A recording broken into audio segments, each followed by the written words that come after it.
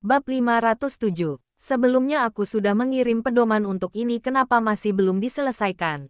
Ada kekurangan pengetahuan dalam Departemen R&D. Direktur Tony menjelaskan teknis yang relevan secara rinci. Setelah Daniel mendengarnya, ia menyimpan dokumen itu. Nanti malam aku lihat lagi. Besok pagi akan memberimu jawaban. Baiklah, terima kasih Presdir. Direktur Tony menghela nafas lega. Aku hanya ada dua masalah ini. Oke, Daniel menganggukkan kepala, lalu memandang ke arah lain. Kalian. Aku. Direktur Gilang yang bertanggung jawab atas pemasaran. Berbicara sambil mengernyitkan kening. Pasar Skywell selalu baik. Tidak ada masalah apapun. Hanya saja sekarang akan menghadapi suatu krisis. Aku mendapat kabar. Direktur Gilang berpikir sejenak, lalu berbicara dengan hati-hati. Grup More akan memasuki pasar domestik. Takutnya mereka akan menjadi saingan terbesar kita. Apa? Grup More akan memasuki pasar domestik. Wajah pemegang saham berubah ketika mendengarnya. Beberapa tahun ini, Grup Wallens menyapu pasar Asia Pasifik. Tidak ada orang yang dapat menjadi saingannya. Satu-satunya lawan yang berkompeten adalah Grup More. Namun, selama ini Grup More selalu menjelajahi pasar Eropa. Jadi sama sekali tidak berkontradiksi dengan Grup Wallens. Entah mengapa sekarang tiba-tiba ingin memasuki pasar domestik. Grup More dan Grup Wallens selalu menjadi musuh bebuyutan. Generasi sebelumnya memiliki banyak perseteruan. Selain itu, dengar-dengar, pemimpin Grup More, yaitu Tuan L, berhati keji dan bengis. Demi mendapatkan tujuannya, ia dapat melakukan cara apapun. Grup More juga pernah menggunakan kekuasaan ilegal. Jika bersaing dengan Grup Wallens, takutnya akan sulit dihadapi. Para pemegang saham memandang Daniel. Mereka menunggu responnya. Daniel bersikap tenang. Jangan mencemaskan yang tidak perlu. Meskipun hal itu akan terjadi, kita juga harus menghadapi situasi itu. Tidak ada yang ditakuti oleh kami, keluarga Wallens. Baik, meskipun mereka segera menjawabnya, tetapi para pemegang saham tetap saja cemas. Presdir mereka berbakat dalam industri bisnis.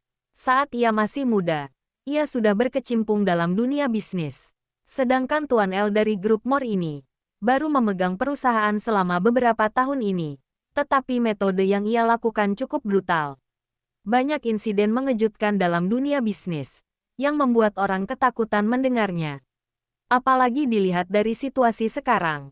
Grup Wallens adalah saingan terbesar Grup More. Beberapa tahun ini, Skywell baru saja memasuki pasar domestik dan membangun pijakan yang kuat.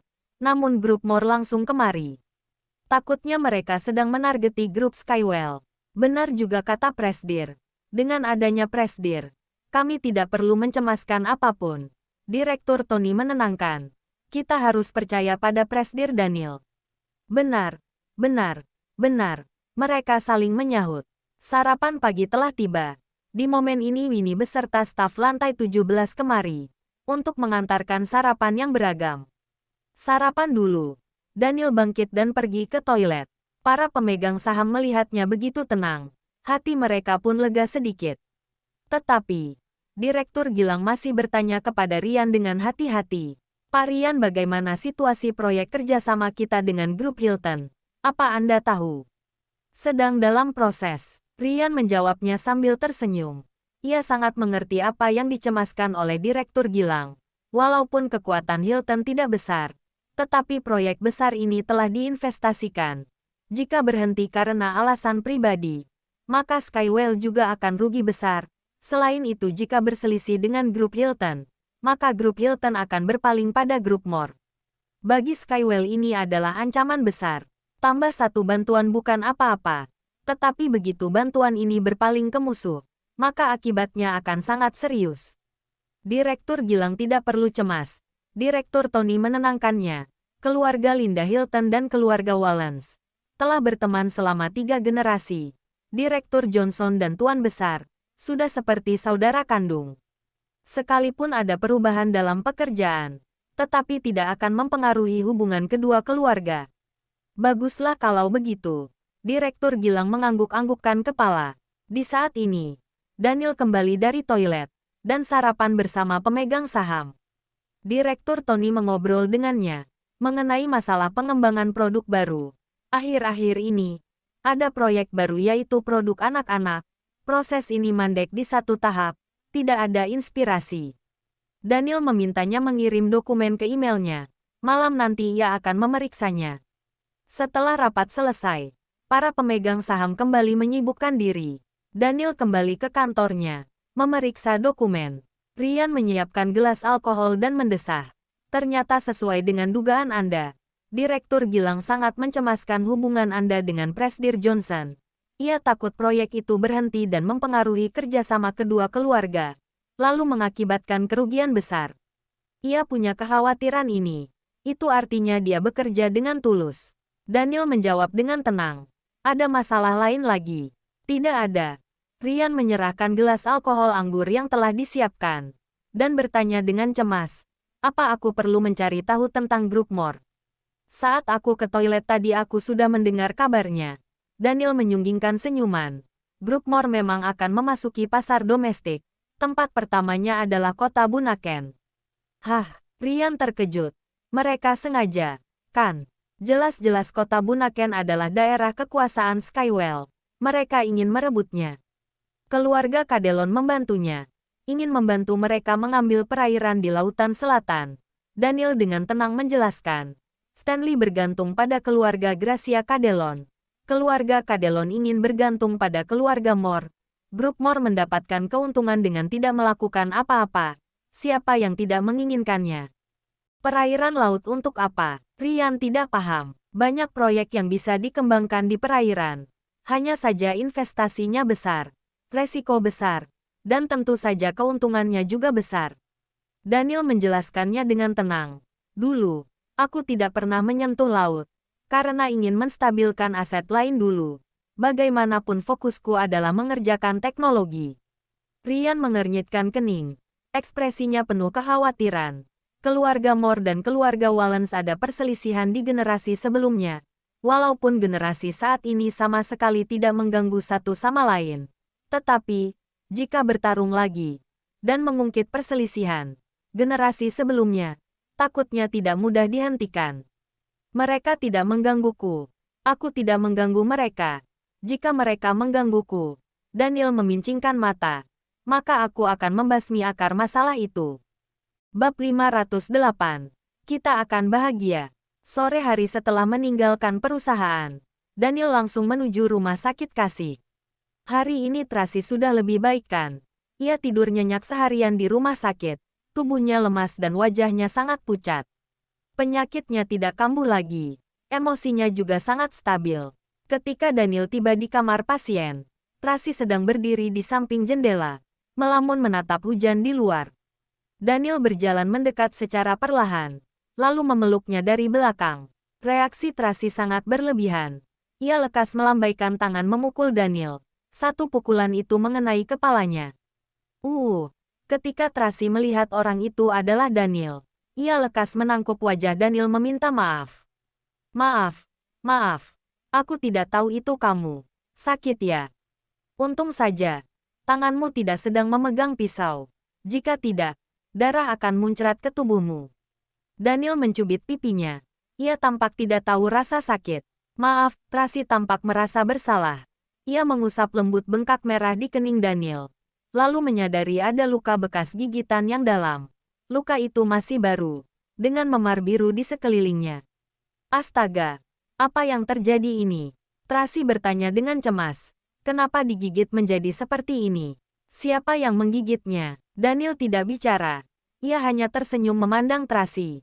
Jangan-jangan aku. Ia membelalakkan matanya terkejut. Yang benar saja. Semalam aku mengira kamu telah berubah menjadi vampir. Daniel menggunakan jarinya, mengusap bibir Tracy. Kamu menghisap banyak darahku. Maaf, Tracy sangat merasa bersalah. Dalam sekejap matanya memerah. Ia tidak tahu dirinya telah menggila. Menjadi begitu mengerikan. Semalam menggigitnya seperti itu. Hari ini memukul kepalanya hingga bengkak. Kalau ini dulu, mungkin Daniel sudah mencekiknya hingga mati. Sekarang kenapa temperamennya menjadi lebih baik? Jadi, bagaimana aku menghukummu? Ekspresi Daniel menjadi serius dan berlaga tegas. Tracy agak panik. lalu menatapnya dengan takut. Aku salah. Kemudian, ia memejamkan mata dan menjulurkan leher kepadanya. Kamu gigit aku saja. Ia ingat bahwa Daniel suka balas dendam. Tidak pernah bermurah hati. Baiklah. Daniel pelan-pelan mendekatinya, menggunakan giginya, menggigit lehernya dengan pelan. Rasa sakit yang terasa geli itu membelai bulu lehernya, seperti aliran listrik yang menyebar ke seluruh tubuhnya. Tracy menunggu beberapa lama. Daniel sungguh tidak menggigitnya, melainkan menggodanya. Dengan mengecup lembut bagian lehernya, pipinya, telinganya bahkan bahu dan tulang selangkangnya. Tracy mengangkat lehernya. Napasnya agak terengah-engah, karena ciuman berkobar-kobar menyapu tubuhnya. Badannya gemetar. Bibir merah lembutnya mendekati Daniel, menyelaraskan ciumannya. Dalam seketika, suhu ruangan meningkat. Suasana kamar pun menjadi panas membara, seolah ada api yang sedang menyala. Dari luar Rian menginstruksi Hartono, yang sedang berjaga di luar pintu. Sudah tahu harus berbuat apa. Sudah, tidak membiarkan siapapun mengganggu Tuan Daniel. Hartono sudah terbiasa.